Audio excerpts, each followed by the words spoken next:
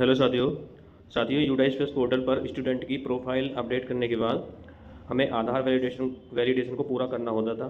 लेकिन अब इस बार क्या है कि आधार वैलिडेशन को करने के साथ साथ हमें जो है हर बच्चे की एमबीयू की प्रक्रिया को पूर्ण करना होगा। यानी एमबीयू मतलब मैंडेटरी बायोमेट्रिक अपडेट। साथियों, हमारे अपने स्कूल में बहुत सारे बच्चे ऐसे होते हैं जिनकी आयु जो है 6, 7, 8 या 9 साल होती है। ऐसे बच्चों का जो है बायोमेट्रिक अपडेट नहीं होता है, क्योंकि 0 से 5 साल तक के बच्चे बायोमेट्रिक अपडेट नहीं होता है, और उनका जो अपडेशन होता है वो 5 साल के बाद बच्चों का होता है। ठीक है, तो 5 साल के बाद बच्चों का बायोमेट्रिक अपडेट करना होता है और उसे वैलिडेट करना होगा। तो इसके लिए आपको क्या करना होगा, अपने क्रोम ब्राउज़र पर जाकर के वहाँ पर आपको यूडाइस प्लस पोर्टल पर लॉगिन करना है। लॉगिन करने के बाद आपको इस प्रकार से, जैसे मेरा स्क्रीन पर इंटरफेस दिखाई दे रहा है, इस प्रकार से दिखाई देगा।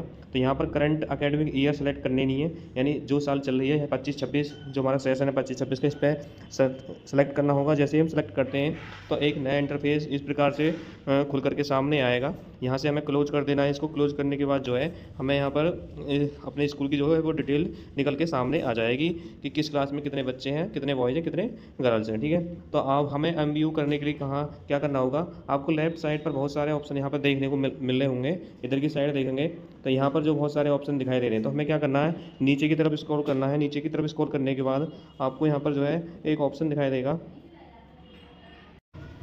आधार एमबीयू मॉड्यूल का ऑप्शन दिखाई देगा। आप यहाँ पर देख सकते हैं, इस वाले पर हमें यहाँ पर क्लिक करना है।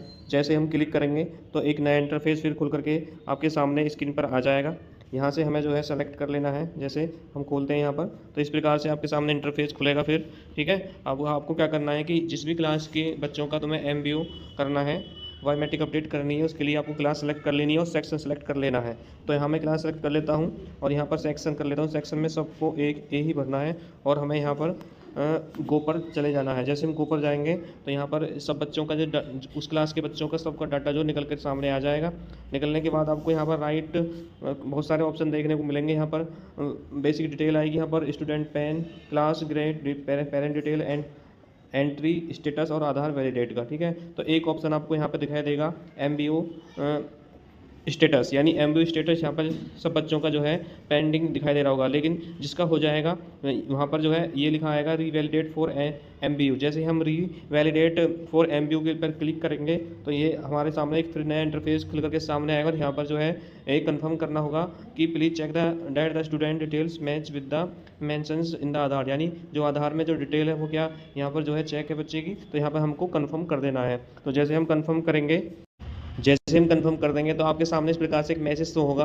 यहाँ पर जो है हेड मास्टर का नाम आएगा और यहाँ पर हेड मास्टर का नाम और यहाँ पर बच्चे का नाम आएगा, और उसके बाद जो आपको आई एग्री पर सेलेक्ट कर देना है। अब जैसे ही हम आई एग्री पर सेलेक्ट करेंगे तो आपके सामने फिर एक नया इंटरफेस फिर खुल करके सामने आएगा।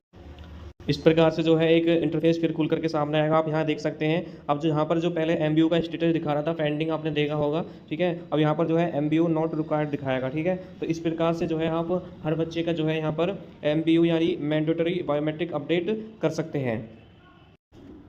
साथ ही आपके स्कूल में कुछ बच्चे ऐसे हो सकते हैं जिनकी आयु 6, 7, 8 या 9 साल है और उनकी बायोमेट्रिक अपडेट नहीं हुई है। तो ऐसे कैंडिडेट का स्टेटस अपडेट भी नहीं हुआ होगा, तो आपको यहाँ पर यूडाइस प्लस पोर्टल पर जा करके एमबीयू बायोमेट्रिक अपडेट को कर देना है।